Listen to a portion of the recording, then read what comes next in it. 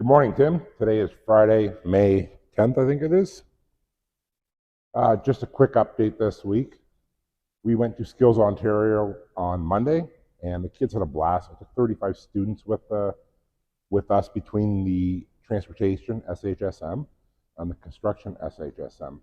And I got to say, as it was my first SHSM duty, I suppose, aside from making sure some students were caught up on their training, this undertaking was huge to me. I thought it was a really great learning experience. It was exciting planning my first field trip. And I got to say, it was pretty fun getting paid to actually attend one of these trade events for once in my life. Working with the construction SHSM teacher was great. It was great for bonding and building some more professional relationships, I guess, in this school. I've made a lot of great relationships here, working alongside a lot of the tech team, and not just the tech team, but as predominantly we're over on this side in the tech area of the school, I spent a lot of time with them. So it was just nice to further cement that professional development with them. Everyone made it back to the bus on time. I asked everyone to be back at 1:30, and everyone was there, which was shocking. It was one of the, from what I've heard, one of the best ran field trips in a long time. And the kids really seemed to enjoy it. My one student last week, Sebastian, that I shot the video with there, I showed him your clip. He was over the moon that a university professor reached out to him. He tells me that he says he'll never be a teacher. I told him that's what I said when I was in high school.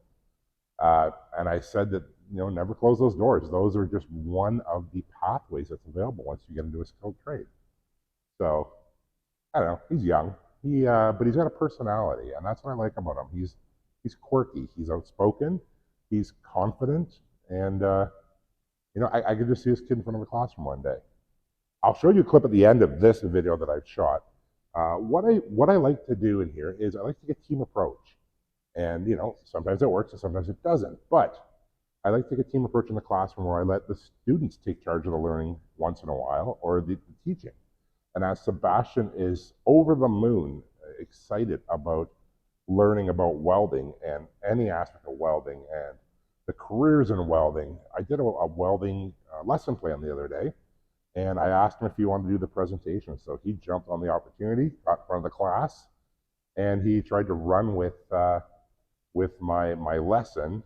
And it was funny coaching him on how to approach a lesson plan and how to sprinkle in some of his own experiences or knowledge more than what was provided on that PowerPoint. So he did a really good job. I got a kick out of it, and so did most of the class. And I do that with a lot of things in this class. If I know that a student is engaged or really enjoys something or is really proficient at it, I ask them if they'd be willing to show other students. It alleviates some of the pressure off me, because I'll hear Mr. T, or T, as the kids like to call me, because apparently Mr. is too much, but kids call me T. I'll hear that letter called out like 30 times within a 5-minute span. So if I can have a student or two who is really confident at something, or is really advanced at the level where I expect them to be, I ask them if they'd be willing to show other students, and it alleviates some of that off of me, and it builds some of their self-confidence too. So I've approached it in many areas. I got a lot of students in my 11 and 12, which Sebastian is an 11-12 student. Some of these students work in jobs. They work at a Mr. Lube. They work at a garage. So they can really take charge of some of these things because they're confident in their abilities, and they really enjoy showing other students what they've also learned in their workplace too. So just one of these things that I try out. I try out different strategies all the time to keep kids engaged, or to make it a little bit different so it's not the same cookie cutter experience that they get here every day. On to today, I'm getting my first LTO evaluation from the principal. I just found this out a few weeks ago, but in order to be considered for permanent lines, I need an evaluation through my LTO, so that can be signed off so I can get permanent lines. Now, principal tells me that it's just a formality. That I spoke to him last week. There's a couple construction lines opening up as of, I think they opened up a couple weeks ago. Nobody accepted them. And the principal said, when it comes my time in June where I can apply, they are guaranteed to me if they're available, because he loves what I've done here. He's heard nothing but great things from the tech head, that I've done a wonderful job in a situation where nothing was expected of me and I've excelled in it. So, it's about a month away, maybe 3 weeks away from even sniffing those lines. So it's just a matter of waiting and watching the rollout each phase to see if those lines get picked up or not. So I'm not putting too much weight into it. I'm also not too concerned. I know there's going to be a lot of availability when it's my time to apply for permanent lines. And I've made a lot of connections in my time, my year of teaching, and previous to entering Windsor, where I've met a lot of people from the school boards. I've also scheduled an interview. I've requested an interview with the Thames Valley District School Board. They're going to get back to me about that, so I just want to keep some options open. But if I had the opportunity to stay here and grab some permanent lines at this point in time, I think I would absolutely take them. I was dead set about one school early when we started this, and my attitudes have changed based on the relationships that I've built, not only with colleagues here at the school, but with a lot of the students. You build those relationships, you feel more comfortable, you become more recognized. People understand your program and what they're to expect when they walk into your classroom. And it's just given me a sense of home, I suppose. And taking on this SHSM lead and then starting, pardon me, bringing in this skilled trades speaker, the CEO of Skilled Trades Ontario, all these little things is just making me more part of the community, I guess. Now that could all disappear if somebody picks up those 2 construction lines, and then there's no permanent lines available for me come September. But I'm just rolling with, this is what I want to do. This is the impact that I want to leave, regardless if I'm here in September or not. And ultimately, I'm trying to leave an experience for the students, something that they can take away. Some of these things aren't about me. Most of it is about providing opportunities to students. Now, as a byproduct, some of these things will benefit me because the school gets to see that I am somebody who is a bit of a leader, takes charge.